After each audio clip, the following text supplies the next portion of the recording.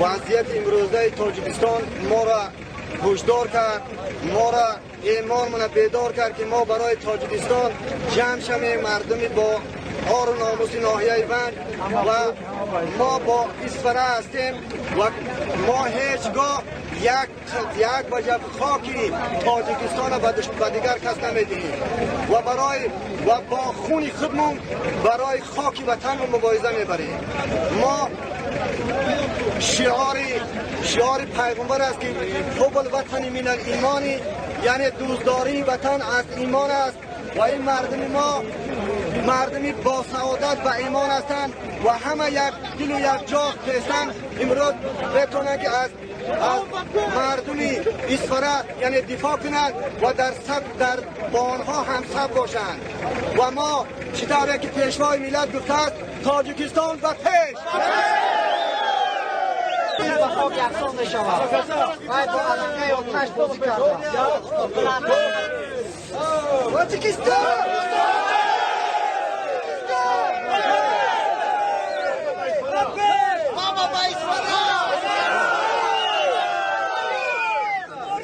عزیزمون، ما جوانان ناحیه فنج برای مرز و بوم وطن دائما تیاریم. ما این بیگه افطار حرکت کردیم، در راه هستیم، افطار را در بودکن میگذرونیم برای شعار پیشوای ملت تاجیکستان به پیش.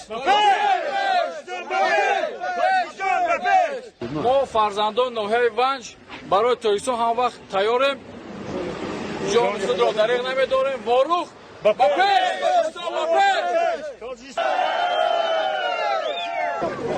قرغزا در بیتکن قرار میگیریم، روتاسیون میکنیم، اینا فهمیده گیره قرغزا.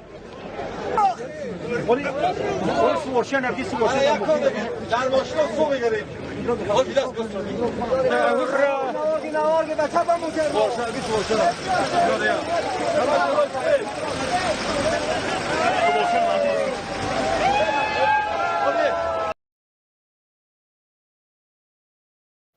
من این حالت فهمی یعنی که از نظر خودم شهر بتم اگر یعنی خوب ندیده استم همین حدیثه را، یعنی در حالی که باید حکومت، ما بعضی رسانه‌های خارجی نگاه میکنم حکومت قرقیزستان فقط تیر و تانک هاشون افسراشون چیزا را یعنی که کم کم آماده باشی کرده است.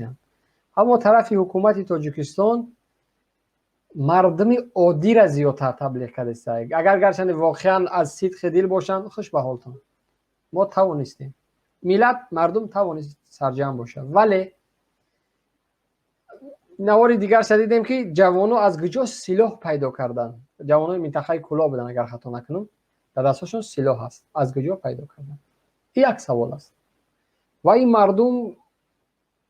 مردم جمع شوی شما نمیموندین، یک مدت سرجم شدن نمیموندین، مردم سرجم شدن ماشاءالله بهترین. یعنی من دو پهلو را میخوام نظر بتونم. یک پهلوش خیلی خوب، مردم ما از خود ونج از خود بدخشان برای دفاع واروخ در راه بلند شدن، خیلی خوب بهترین.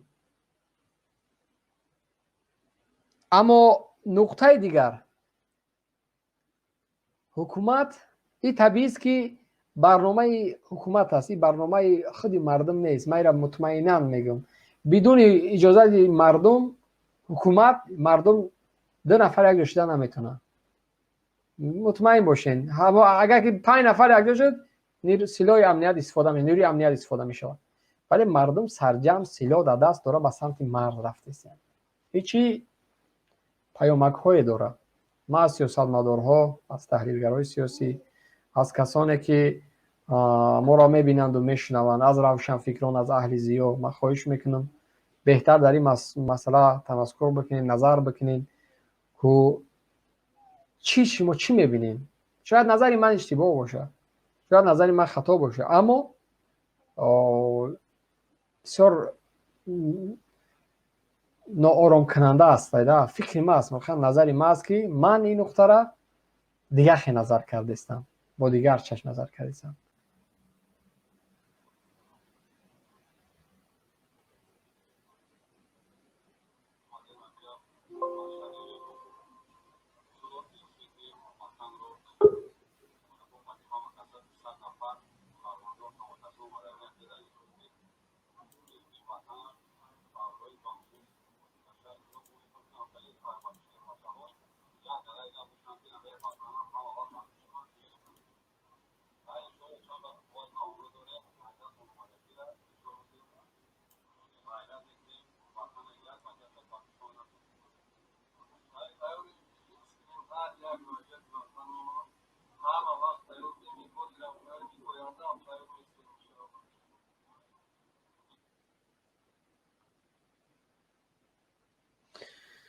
خب برادران، ما چی را میبینیم در اینجا؟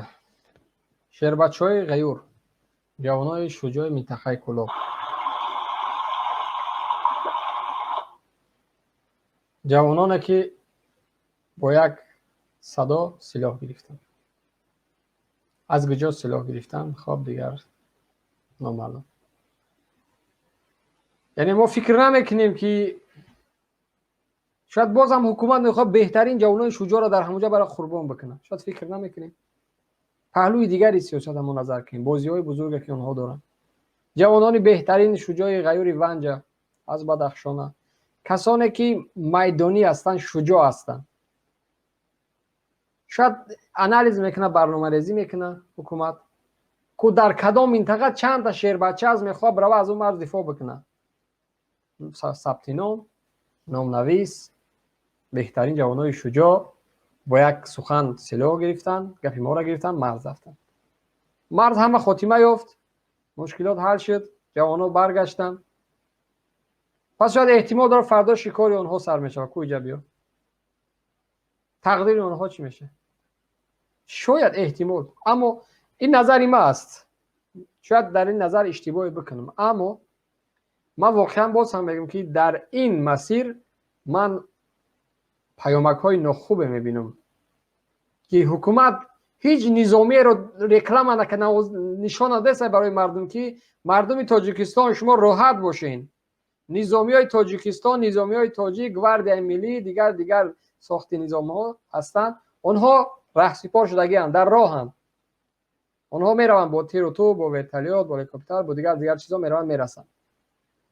ولی مردم عادی شما آرام باشین. تشکر، شما دبر ما هستین. اگر لازم دارین ما شما رو دعوت میکنیم.